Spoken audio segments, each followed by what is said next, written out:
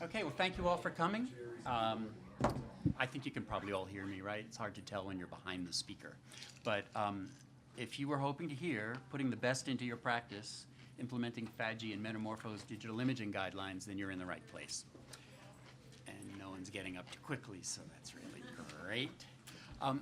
Let me just start so that I don't insult anyone's knowledge. How many people are not perfectly clear on what FADGI and Metamorphose are? Or not? Okay, we're all in the same boat. Good. So here's my little definition of FADGI and Metamorphose guidelines. FADGI. FADGI. Federal Agency Digitization Guidelines Initiative, comma. Technical Guidelines for Digitizing Cultural Heritage Materials, comma. Still Image Working Group, FADGI. And Metamorphose is not an acronym for anything. So here's my definition. So FADGI and Metamorphose, an outline of technical specifications, procedures, and tolerances, along with a method of measuring imaging workflow compliance. Metamorphose has 3 different levels of compliance, appropriate to different kinds of collections, and FADGI uses a star system in terms of basically getting an A to D sort of grade.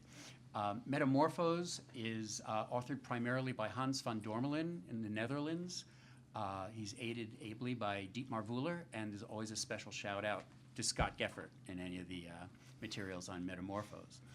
FADGI is created in the United States. It's authored primarily by Steve Puglia, who some of you know, Jeffrey Reed, and Aaron Rhodes. And then there was a revision in 2010 by Don Williams and Michael Stelmach. So these are 2, we refer to them as standards, but actually they're guidelines. They're not ISO standards. But I think you'll probably hear us use those words interchangeably because it just seems natural. But they apply specifically to still images of cultural heritage materials. So the speakers today, in order of appearance, are Rob Lansfield, Robert Kassler in absentia, and he'll explain why, Matt Pearson, and Chris Edwards, and I should explain. Rob is from the Davison Arts Center, Wesleyan University. Robert is production manager in the Department of Imaging and Visual Resources at MoMA. Matt is digitization and services coordinator, California Digital Library, UCLA. And Chris is digital project manager at Yale University. So I think we will go right over to Rob. All right, we're starting out with the small ad hoc temporary space case example before we escalate to the large dedicated, truly hammered out examples. The Davison Art Center holds Wesleyan University's collection of some 24,000 works of art on paper, chiefly prints and photographs. Collection photography at the DAC has always been a highly intermittent, generally out-of-house and usually ad hoc process driven by publications and image requests. This is due to constraints of staff time, facilities with no dedicated shooting space, and operational funding. Years ago, in our first version of use-neutral digital photography in-house of systematic parts of the collection, I ran highly occasional sessions with a better light scanning back on a 4x5 camera in our main office, which I'd convert into a temporary studio of sorts for high-resolution capture whenever I could persuade my colleagues to let me black out the windows and lock the door for a few days. That camera, of course, can make great images, but the process was very slow. And more importantly, it became impossible to declare our main office closed for the 3 or more days needed to make that reconfiguration time worthwhile. Today I'll talk about some aspects of our more recent workflow. This is based on rapid photography with a Nikon D800 using our one gallery as a temporary studio. Because our collection is works on paper, for preservation reasons, all DAC exhibitions are temporary. And we present exhibitions only during the academic year, so in the summer the gallery is generally empty. We ran our first iteration of this approach last summer, and in doing so, using FADGI and Metamorphose has 3 key benefits for us. First, it provided objective baseline assessments as I was initially tuning our workspace and equipment for consistently high-quality capture. Second, through test shooting first thing each morning, it ensured we were in good shape for another day of capture. And third, it helped us identify and document aspects of the process that we want to fine-tune for future summers. Because this will be a short-term iterative process year over year with no shooting space for 10 months between runs, that's going to be really useful, I imagine. We execute the project with a team of 6, a project photographer and 2 project specialists hired as temporary employees for the 5 or 6 weeks that we can run, and 2 student assistants we train to prepare, track, and handle art for photography. All of their contributions, of course, are at least as important as any purely technical aspect of capture, because they're actually executing these things. I'm the 6th team member leading process, doing what I can to make it easier for them to get their work done and keeping an eye on overall image quality. As quick context, our front-end capture workflow uses the D800 driven by Nikon Camera Control Pro software for tethered shooting. RAW files then go through Capture One for minimally processed conversion to TIFF and then into Photoshop, from which the photographer hands off a basically unprocessed TIFF in the ECI RGB color space to the specialists for further preparation. Aside from my initial setup, before the temporary employees are on site, the photographer performs our guidelines-based quality assessment with test shots prepared just like those image TIFFs. Because our budget is so tight, we chose a relatively low cost of entry way, which is to say the cheapest way we could possibly find, into measuring image quality against these guidelines. We use a digital color checker SG, or DCSG, as many of you know, and ISA device level and object level targets for test shooting. The photographer makes a daily ICC input profile using basic color input software with a shot of the DCSG. And after assigning that profile to test shots of the DCSG and device level targets and converting them to ECI RGB, we upload them to a very cool thing, which is a free website called Delta E, which reports back on the actual objectively measured variances in the images and can toggle to other display modes showing how each of those assessed parameters stacks up against a selected guideline. So what you're seeing here is the general interface list of things that have been most recently uploaded to that space. Those of you who are familiar with what these numbers look like, you know, we're not super great here, but we are doing okay when we're doing okay. So this is a sample capture with the actual numeric values for those assessments displayed. The 2 of the key ones, it may be a little small to see, but over in that right-hand upper block for color accuracy, the Delta E 2000 at the top item there, and the Delta E 1976, several lines below in that same stack, are a couple of key things to watch. These are unsharpened test shots, and under spatial accuracy, so that's FADGI, that's Metamorphose. You'll see the 2 red X's. Delta E reports suboptimal resolution there, like really suboptimal. SFR is sampling frequency rate. With sharpening like so, this is in Topaz. These parameters improve, FADGI, Metamorphose, so that this is one where we, according to Delta E, are hitting Metamorphose. Not all of our test shots do this, and there's some variance there that I'll be talking about a little bit later. In preparing for this session, Eric proposed a few questions that each of us might address, and I'll actually step through those now because I'm thinking that might give some useful ways to cross-compare what we're saying. First off, he was asking about the reasons we considered these guidelines in the first place.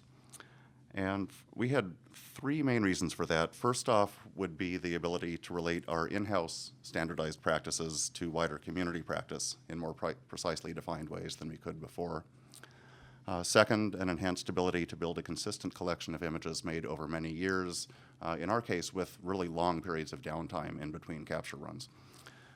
And third, the enhanced ability to detect and address issues that might not be visually apparent with many subjects, and to tune our process in future annual iterations, which again I'll talk about a little bit at the end. Next is how we've gotten to our current stage of implementing the guidelines.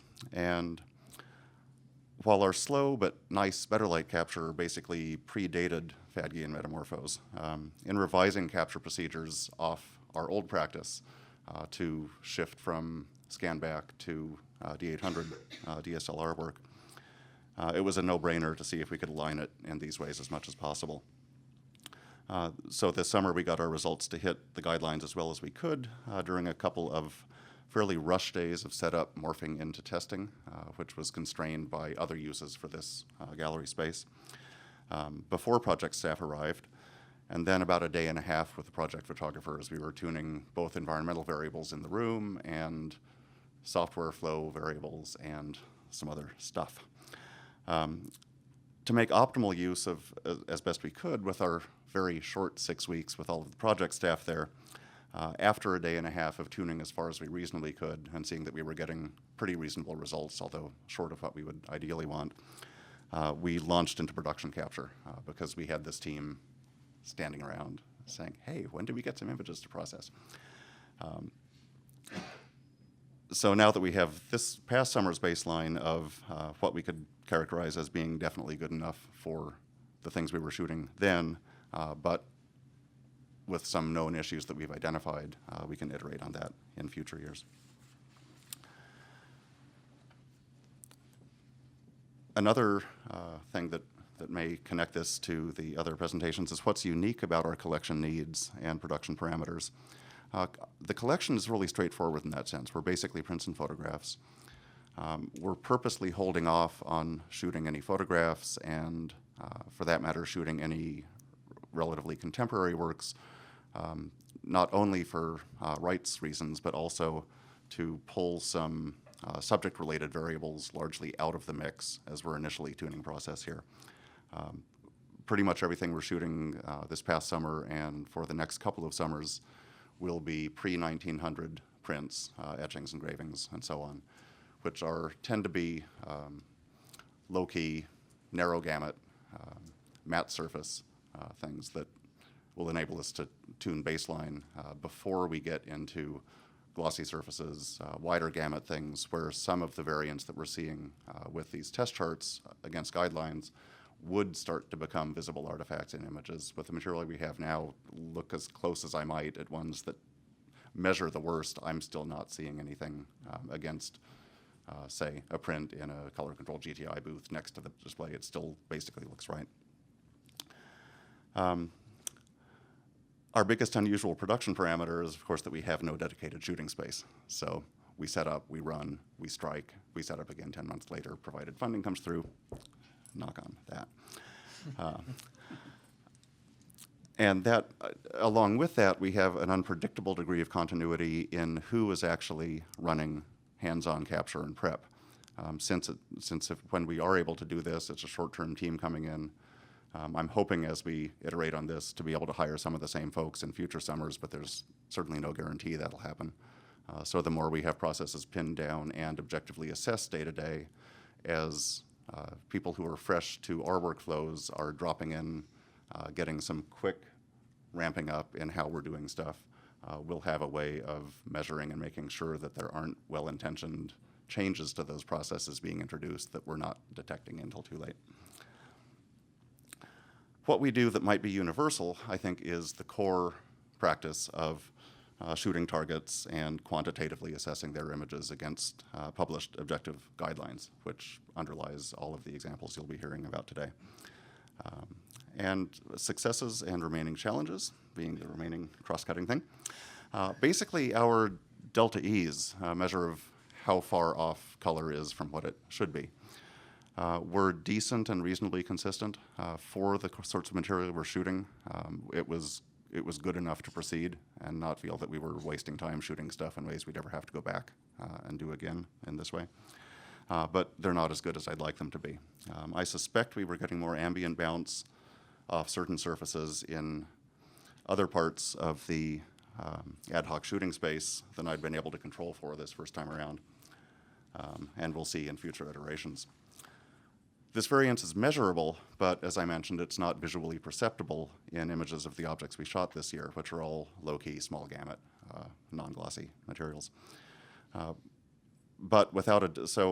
the flip side to that, of course, is without a daily process of objective quality assessment, we might not have even known that there are aspects of capture that we need to work to control more tightly before we get downstream to material where it would become visible.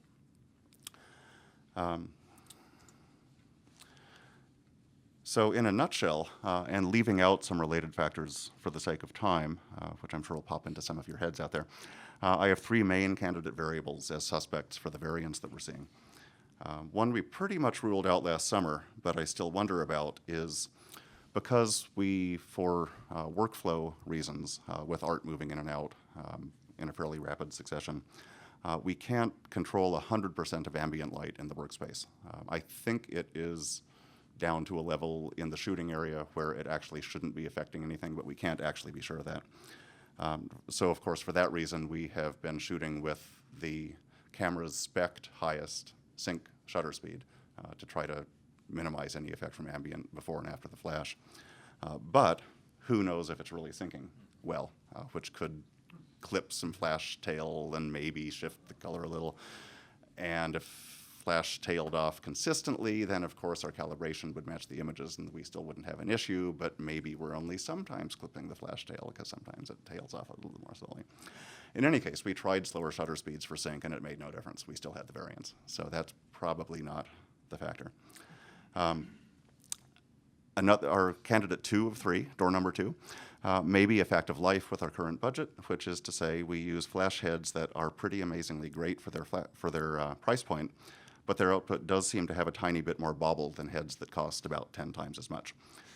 That slight variance in flash output may well be a factor. For those of you who are used to measuring white patch values, for reasons that bore no discernible relationship to warm-up time or proximity of anything or anything else, would just bobble around sometimes by 2, 3, 4, sometimes 5 values in channel. Not super extreme, but enough that it kept making me think, what's going on here? And the flash heads are the likely suspect for that. Of course, we can't afford the ones that cost 10 times as much, so if that is the cause, it may just be something we end up living with. But the last is an environmental factor that I do plan to control for next year. The gallery has a 15-foot high ceiling, which I'd come to think of over the years as being so high that I really didn't need to take it into consideration.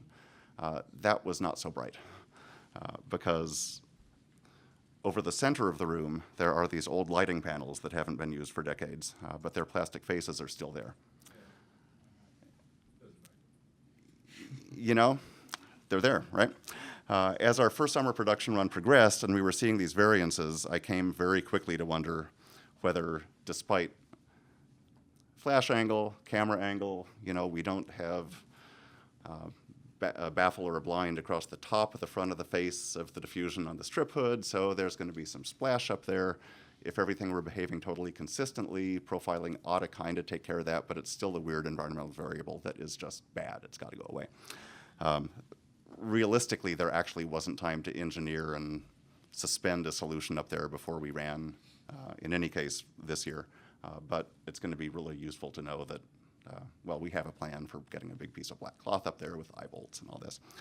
And the fact that we were seeing these variances off delta E prompted us to realize that we really do have to control for that. So with that, I will wrap up. So our next presenter in absentia is Robert Kassler from MoMA, and he's going to explain to you, when I play his MOV file that he sent to me yesterday, exactly why he's not here. Hi, this is Robert Kassler. I'm the production manager in the Department of Imaging and Visual Resources at the Museum of Modern Art.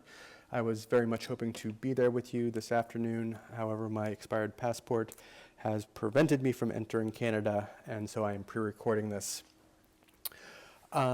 So I'm going to go ahead and start off by discussing our old workflow, which was primarily visual-based editing, and then we'll compare the results to our new workflow from approximately 2010, which is primarily target-based. And then I'll take you through these steps in our current workflow and highlight the key differences. So our visual editing workflow would start out by setting up the artwork for imaging and adding a color reference chart that had very little actual value beyond setting a white balance and exposure. The photographer would set up the camera tethered to a computer, make an image, and the manufacturer's camera profile would be applied to the raw data and converted to RGB values. and the monitor profile would then reinterpret the RGB values for display. The photographer would set up a proofing light source to begin his editing, and the brightness of the proof light as well as the color needs to be matched when calibrating and profiling the monitor. And this is very important to note that if they are not equal, the photographer will visually edit incorrectly for brightness and/or color. Also, the placement of the proofing light is important. As the light moves, visually you'll get a different response, and it will affect the edits as well. So the photographer would then begin to edit the image on screen to get a visual match by making global and local color adjustments, and that's to compensate for the inherent color inaccuracies within the capture system. And I should also note that the photographer is now completely ignoring the color reference target and just editing based off of the screen and the artwork. And for us, this was an extremely time-consuming process. So we wanted to determine how well our visual editing was working for us. So we created a test and had our 4 photographers shoot the same artwork in their 4 different studios using their normal workflows, and wanted to compare the results to each other to see how close each photographer was editing to the original and to each other, with the substantial amount of time that they were spent editing. Was it worth it, essentially? So I subsequently took spectral measurements of 13 points of the artwork for accurate target reference values using a spectrophotometer. And we're going to take a look at just the first measurement as an example, and that's measurement 1 down in the bottom right-hand corner in the blue area there. So this is sample color 1, measured reference in red, green, and blue values on a scale from 0 to 255. The measured reference was red 48, green 116, and blue 177.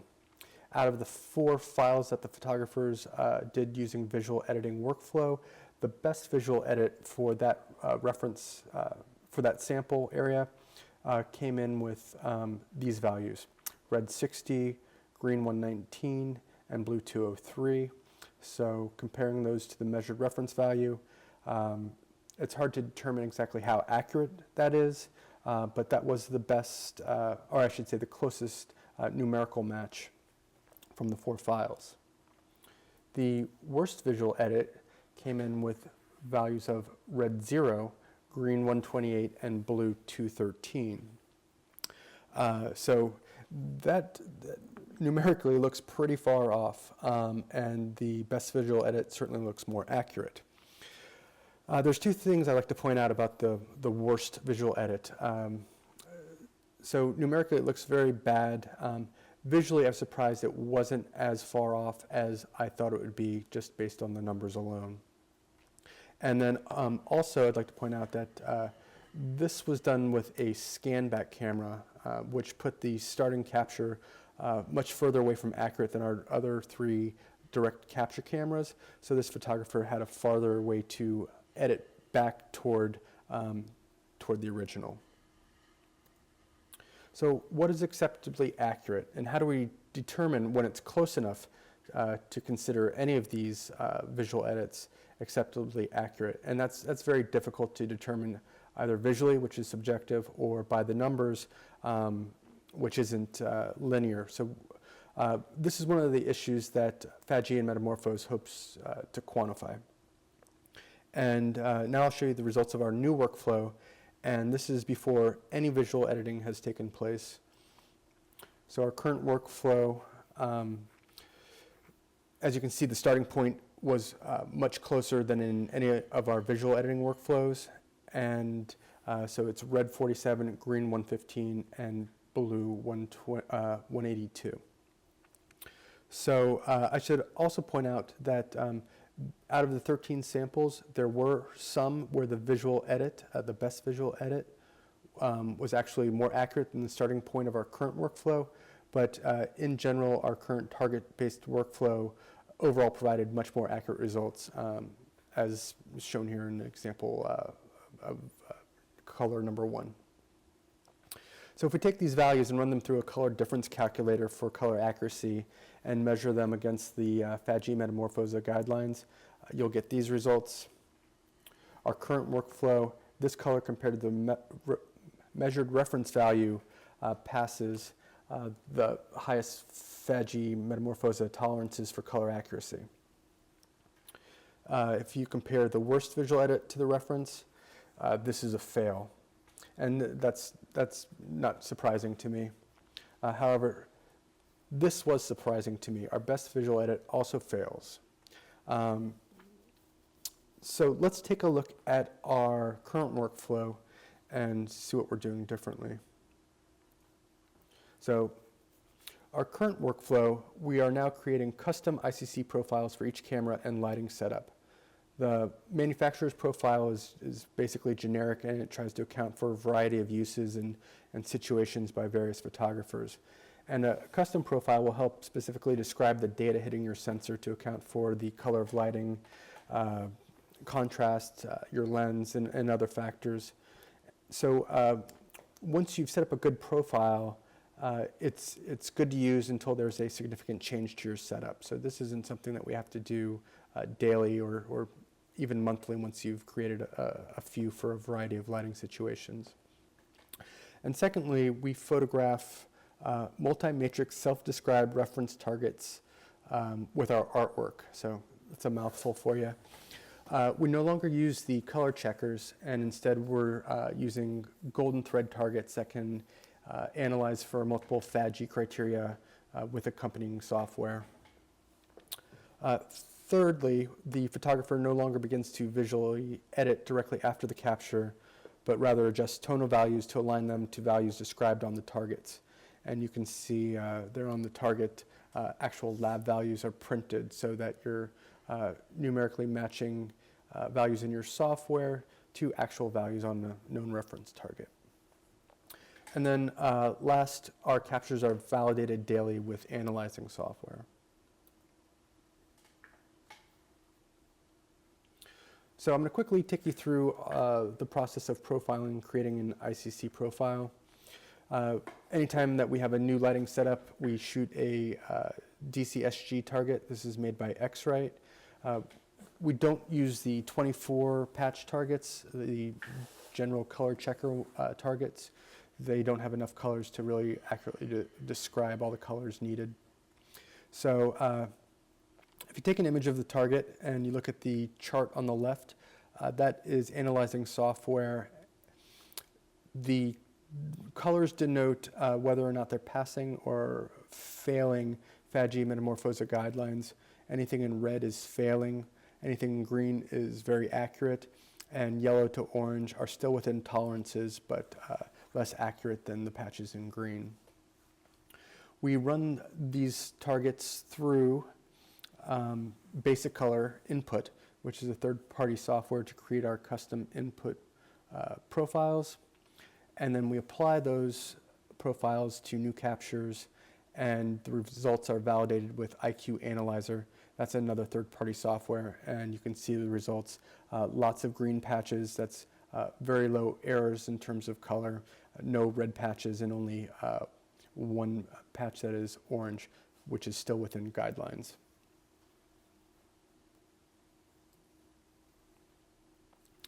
So the targets we use, golden thread targets made by Image Science Associates.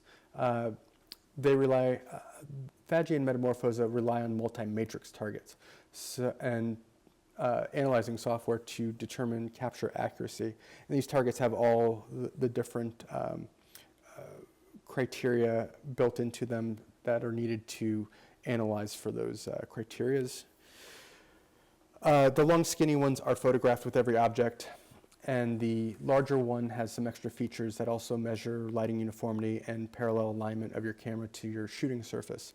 So they're good for validating capture systems such as copy stands, and for our rapid imaging workflow, our photographers shoot this target once daily, and we analyze it to ensure the system is remaining optimized. The software that we use is Golden Thread software, and it analyzes charts to verify image quality for Faggi Metamorphosa criteria, and those are color, tone response, white balance, lighting uniformity, spatial frequency response, which you can think about as loosely sharpness, of your image. There's also noise, color misregistration, and sampling frequency. Are you, let's say you're capturing at 600 pixels per inch, are you actually obtaining 600 pixels per inch of information? The software will tell you that, and here's a look at the readouts in the software.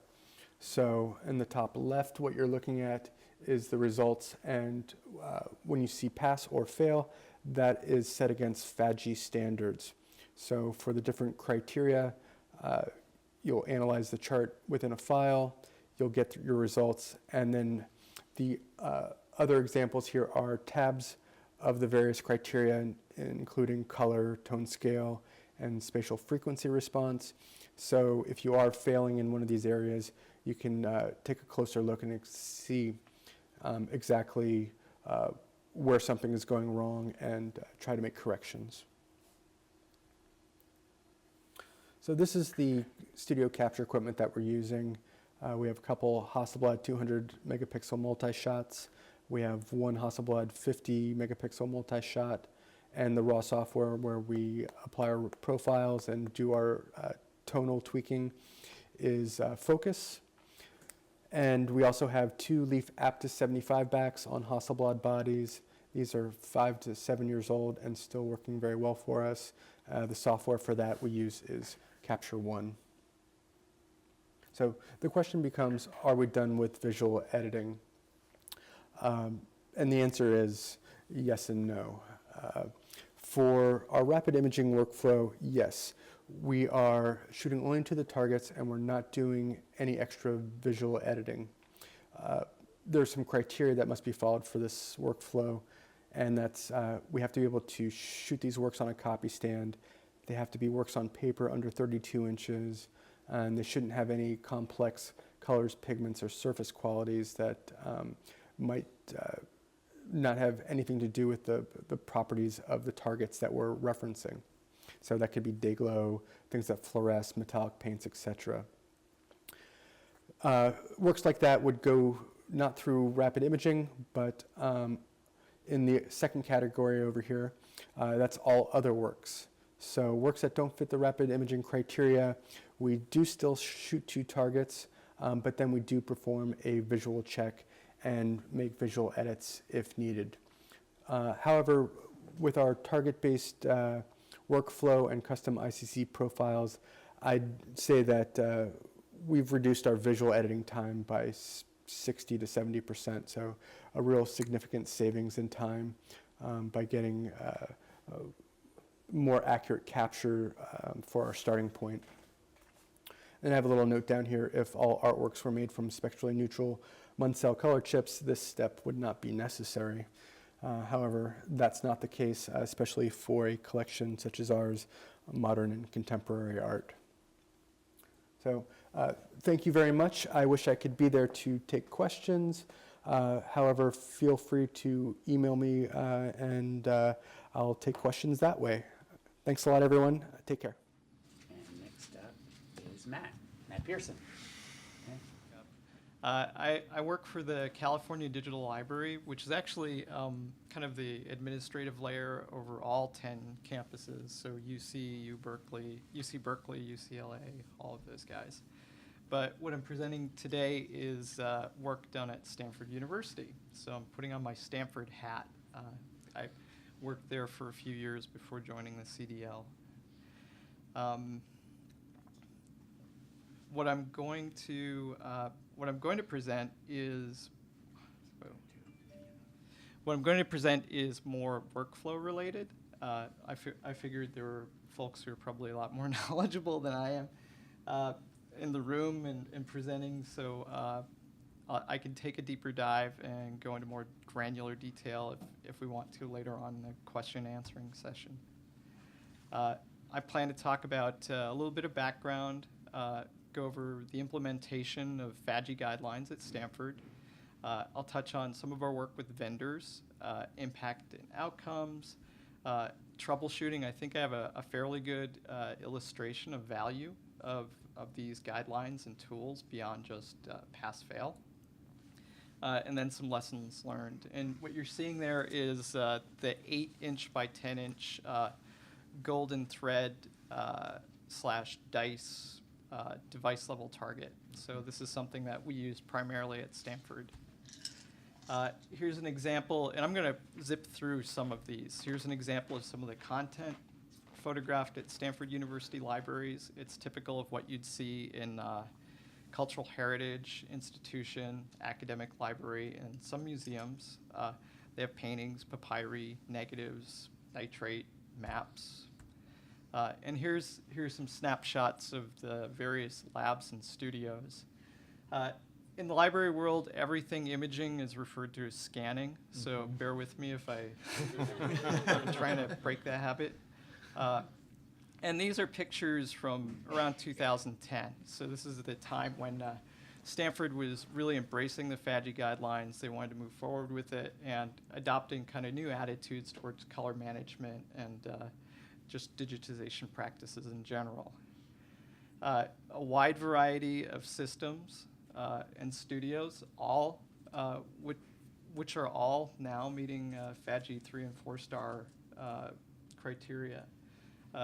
The output from all of those labs is pretty consistent. So they could take a book, photograph part of it in one studio, go down, photograph bold outs in another, and integrate all of the content, and it's seamless.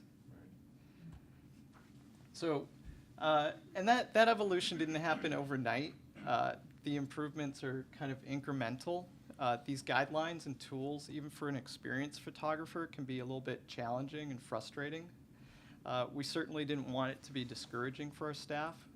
So we identified a couple of photographers who are maybe a little bit more experienced and willing to give this a try to validate whether or not it would work for our institution. They were a little bit resistant at first, but like I said, open-minded and definitely able. We set our benchmarks to the FADGI 2-star criteria. So FADGI has this 4-star tiered criteria or framework. We took advantage of that, and we set our goals appropriately. We shot for 2-star passing.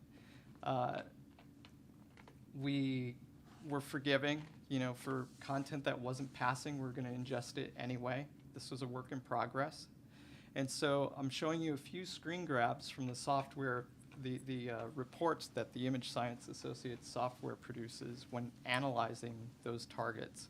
And it shows you 2010 at the very beginning of this adoption to exactly 1 year later. And it's a remarkable improvement. And we've seen steadily all of the studios and labs improving even more. They're just kind of refining. They're really hooked, all of these guys. The approach is to photograph that device level target that I showed at the beginning of a shift and at the end of a shift. So we have a kind of a bookending approach. They were photographing those little color bar targets, the object level targets with every image, but that proved to be a little bit of a distraction, and it slowed the staff down a little bit. So a trade-off was to shift to this bookending approach, give the staff a little bit more breathing room, a little bit less of a distraction, and also to enforce ensuring that the systems were calibrated before they even photographed anything. So in the beginning, I was providing the feedback, but eventually everyone's trained and working with the analysis software and verifying the targets before they begin their shift and at the end. And if the targets at the end of the shift weren't passing, they would diagnose the issue, go back, remediate if they could, or just reshoot. Those targets, by the way, are ingested with all of the image content into the repository, and they're referenced in the metadata. We use these targets in workflow with vendors. So Stanford has projects, huge projects with vendors in other states, in other countries. The target would be sent out with the RFI. The vendors asked to produce a sample of the target, a sample capture. For vendors who were reluctant, that made the decision a lot easier. For those who provided the feedback, provided the targets, we could kind of determine, get a sense of who is where there was more potential, who'd be a little bit easier to work with or was closer to the mark. And also created an opportunity to have conversations about quality and technical imaging aspects early on, so that we could get a sense of how amenable vendors were, and also how much of a grasp of this they really had. One of our vendors is in Bologna, Italy. His command of the English language is not great, and my command of Italian is non-existent. So using these targets and these tools really enabled us to very quickly get everything into alignment to ensure that he was producing content that would meet our expectations, and to ensure that the project would go smoothly. So I'm showing you some of the tools that we use for working with vendors. This is actually it's a PMT. It's Golden or Image Science Associates kind of negative version or film version of that target. We've got some internal reporting tools, and also an Excel spreadsheet that we would use to report back to the vendor and also to stakeholders if they needed to know. We would check all of the incoming targets on a daily basis at the beginning of a project, and then kind of relax that to weekly and then bi-weekly, and have these Skype calls, or just provide the feedback via email and get a response pretty much that day. The reports provided visual, and the graphs are really telling. You can see distinct periods where there's a little bit more erratic behavior. That might correspond to a change in the setup. I would call the vendor and say, complain about a particular period, and they say, oh, well, gosh, that's when we added the new negative carrier. Let me take a look at it. Sure enough, the negative carrier wasn't made to spec for them. Some of the impact and outcomes, I won't read through all of these, but it's just been a really great process that's provided a lot of opportunity. Milestones, it's really hard to find those milestones to celebrate for some of these projects, especially for some of the younger staff or even contract staff. So hitting that 2-star mark or the 3-star mark was really great. We had a pizza party. It's pretty corny, but meaningful. We also use these tools for acceptance testing for new equipment. We're going to buy a $1 billion book scanning system. Great. We'll run it through FADGI. Or if it's just some left field shot in the dark approach to imaging a very complex piece, providing or ensuring administration that we could provide these benchmarks and documentation was really helpful in getting that approved. For troubleshooting, once the staff were comfortable with the software and able to use it on their own, rather than complain about things like focus. In this case, one of the studios was producing images that had where the images dropped out of focus as you traveled across the image. And this photographer was really trying hard. He was putting a lot of time and effort into focusing. The part of the image that was in focus was tack sharp. So rather than tell him that there was a problem, we asked him to investigate it, to use the tools, and to diagnose it, which he did. And he relatively quickly figured out that with the reports that there was kind of that focus issue, and that the back somehow had become unmounted, or it was removed and replaced on the camera body. It wasn't seated properly, so he was getting a little bit of kind of parallax or Scheimpflug. So it was a good learning process. And now he's the expert, right? So he's helping everyone else using those tools with those issues. So it's really empowering. Hard to get folks to embrace this stuff early on, but once it makes sense, once they see the value, it's you can't rip it away from their hands. Here's some of the throughput. Again, this is the 2011 snapshot. From our vendors, we're seeing upwards of around 180,000 image files, 4-star guideline image files a year. That's just from one vendor. And then some lessons learned. Again, I won't read through all of these, but I will say that legacy targets aren't supported by the software. So we had some legacy targets floating around in the studios, and those would occasionally make their way, I don't know how, but they would make their way into the workflow.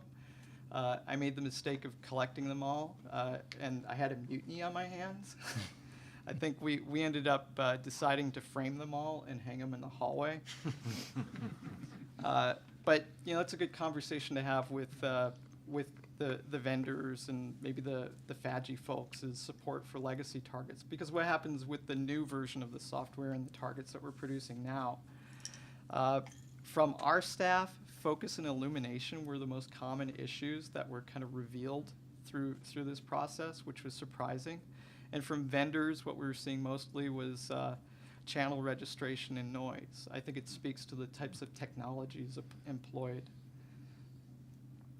And then, just a thank you for all the folks here who've been helpful, especially for the folks at Stanford, to some of our vendors like Eric Philcox and Salvatore Sabina, of course Don Williams and Rob Buckley, and even I see Peter Siegel back there, so he helped out too. Great, super. That's really great.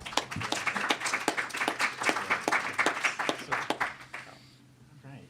So our final speaker is Chris Edwards from Yale University Library.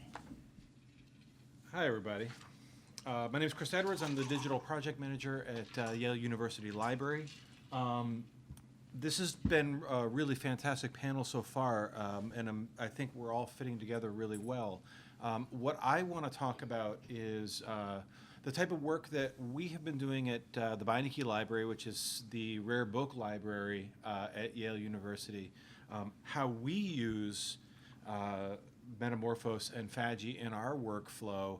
And I'm going to go a little lighter on the technical and talk about some of the impacts that it's had, especially the financial impacts, because it's actually really substantial. At the Beinecke, we have a really varied collection. If you can think of it, we own it. And we photograph all of our material in-house. We don't really use vendors, and everything that we have is going to be used for either classroom support, supporting faculty, or for our own publications. And we create about 6 publications a year. We have created about 400,000 high-res images since January of 2002. We've created about 350,000 medium-resolution rapid imaging images in that same time, but that's another talk for another time. I want to talk about what we're doing now, but I can't talk about what we're doing now without talking about where we came from. This was our baby. We loved this camera. Better Light, I'm sure everybody's had one in their life at one time or another. It's a great camera. It is slow, slow, slow. It was about 1.5 minutes for every capture. That's including, the buffering time and the incredibly long capture, and it only gave us TIFFs, and so that really reduced what we were able to do to manage our color. And so what we were doing was we were color correcting. We weren't managing color at this point. I mean, this should look familiar to you guys. You put something under the camera, you shine some light on it, you get out a TIFF. You send it to a camera, or you send it to a computer, and then one of the photography staff looks at the original object under light, diddles with the mouse a little bit, calls it good enough, and you move on. I've really not done my staff justice, so please, sorry guys. They're trained professionals. They do a great job. And we used Kodak Q13 color targets. And as Matt was saying, we would really try and adjust the image perceptually, matching the colors of the object, but also matching what we had decided were predestined tolerances in this Kodak Q13 color target. It worked well enough. I mean, we did it for 10 years. But back in 2009, Francisca Frey and Susan Farnan at RIT conducted a study where they sent material around to about 17 different institutions, of which the Beinecke was one. You had the MoMA, the Met, the Guggenheim, Yale Art Gallery, and a whole bunch of other ones. They asked you to photograph the material, use your normal processes, send it back, and then they generated a report. And we were number 17, and this was kind of our first indication that maybe we needed to do our color a little differently. Now, the fact that I'm showing you this tells you that it gets better. So in 2012, we had the opportunity to completely redesign our studio. And it was a really exciting time. We got a big packet of money, and we were able to really step up and get some new equipment. We switched up to phase 1.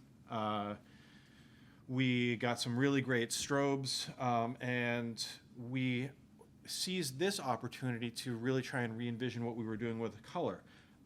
The previous year at the 2011 MCN conference, I took a tour with Scott Geffert at the Martin Luther King Center in Atlanta, and I was really impressed by what he was doing with his staff with color. It was fast, it was easy, it was dependable. The build-up time to get the staff competent was low, and moreover, it was dependable. And so, over a couple of nights, over some barbecue, I realized that this is exactly what I wanted to do in the studio at the Beinecke. So we ended up building up a workflow that kind of looks like this, but what I want to talk about is our color management. And these are the tools that we use because, Yale has some money, so we were able to spend the money. We've heard some really great ways to do it with less money, but we just dove right in and bought all the tools. And these are the tools that we've been using. We're using basic color for calibrating our monitors, which is always important. Basic color input for creating custom color profiles. Golden thread for the color targets and measuring our FADGI compliance. And IQ Analyzer for measuring our metamorphose compliance. And to do that, we're using the Gredig-Macbeth color checker chart. And so here's where we start to manage our color. And this is a real sea change in what we're doing. We're not just color correcting anymore. We're actually helping to control our color. And this was a really big leap forward for us.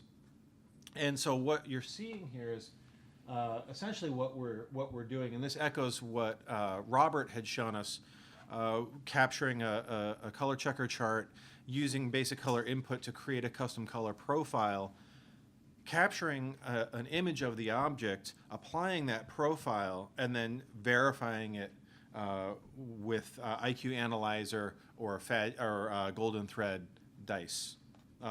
And specifically, again, as we had heard from Matt, we begin every single day by verifying our color profile. We photograph a color checker chart, and we run it through the IQ Analyzer. And this is what you want to get. You want to get your nice green squares. And what we found is that when we're metamorphose compliant, we're also FADGI 4-star compliant, or meeting FADGI 4-star. So that was a real nice tick box for us right off the bat.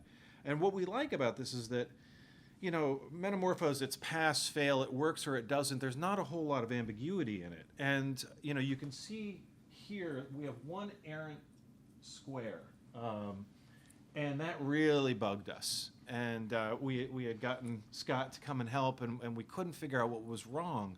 And after some emailing with X-Ray, it was uncovered that, yeah, actually they had changed the formulation of that one patch, and the lookup table hadn't been updated. So, that's awesome.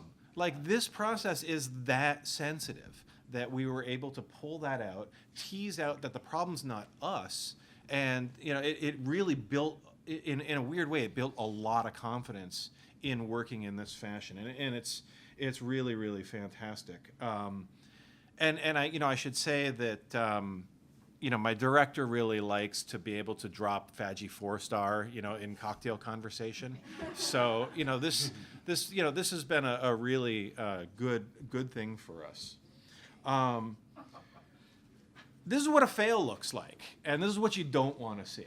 But you don't really ever see these. At least that's not been our case. What we've found is that if you get something that looks like this, it's typically operator error. You've moved the lights. you've changed the camera settings and forgotten to change them back. So when we get something that looks like this, you make sure that everything's okay, you photograph it again, and you end up back at one of those, and then you're good to go for the day. We've not had really any drift. There's been a little bit as the sensor ages.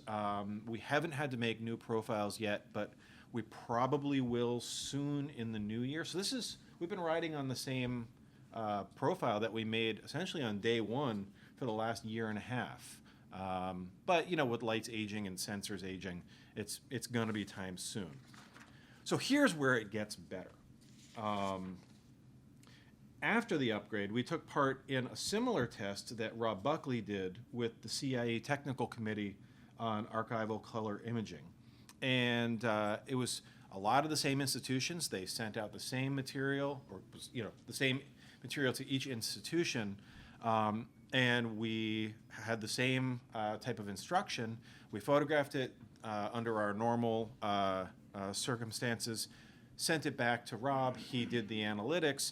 And instead of coming out towards the end, we came out towards the beginning. And this was proof positive that we were really on the right track. And I need to say that this is with a really sustainable way of working. My staff shows up in the morning. They check the accuracy of the target. They check the accuracy of the profile, and then they begin to work for the day. It's a very low impact way of working for the staff. It's been argued that the higher the quality of your images that you're making, and the higher fidelity, the higher amount of color management, the more it's going to cost to make your images. And that's why I find this slide so interesting, because that's not actually been our experience. Prior to our upgrade, the studio was averaging 70,000 images a year.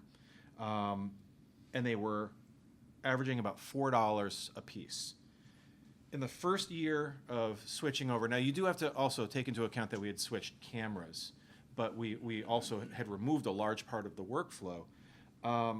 We were creating 90,000 images, and this year we're on track to create 130,000 images.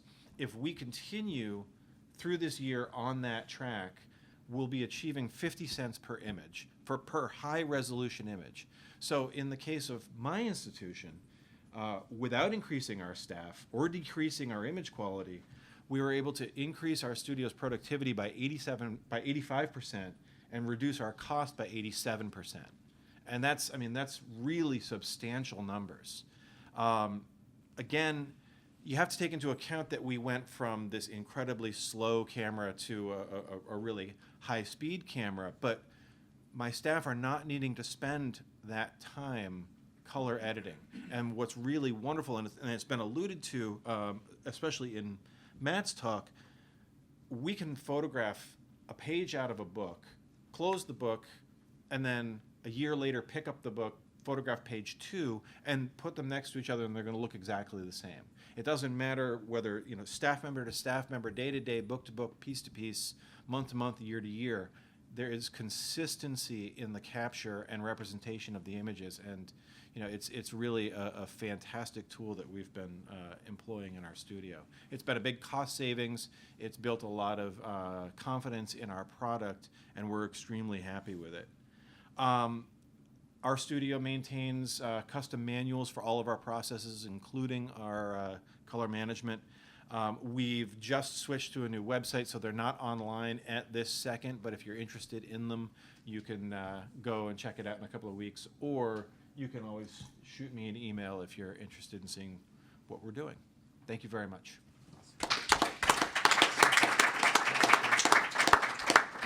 Give that another tap, and I think it'll put up all the contact information. Oh, for hey, look at that. Yeah. Those are great, guys. Those are really super. I think what I pulled out of that so quickly across all 4 presentations is the first being the most obvious, accuracy, right? But maybe almost more impressive than the accuracy for me is the consistency that's coming out of these captures. And more than just being an objective in itself, the consistency. I think the reason that's so important is that it really aids scholarship, and it aids collection care and diligence. So if these images are inspected by a scholar in Budapest who's looking into prints that are shared perhaps between two different libraries, and that scholar is noticing a difference in the colors of the paper, well, if you know that those images were produced under these same controlled circumstances, you can be pretty certain that the difference in paper is an actual difference in the object. Where before these tools and techniques were available, it was any images you would compare would be different colors, and it was never consistent, right?